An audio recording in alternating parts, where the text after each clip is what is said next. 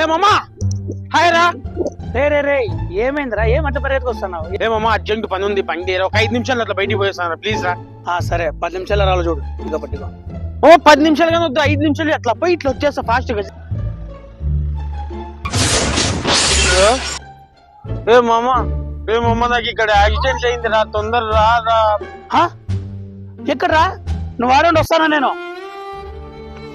అయ్యో అయ్యో అయ్యో అయ్యో అయ్యో ఎంత పని చేసినావురా.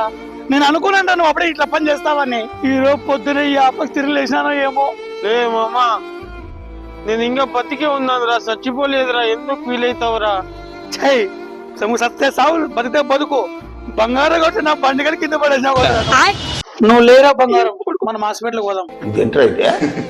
నీ అవ్వ లేపొచ్చు కదరా, ఫ్రెండ్ కన్నా బండి ముఖ్యమైందిరా నీకు.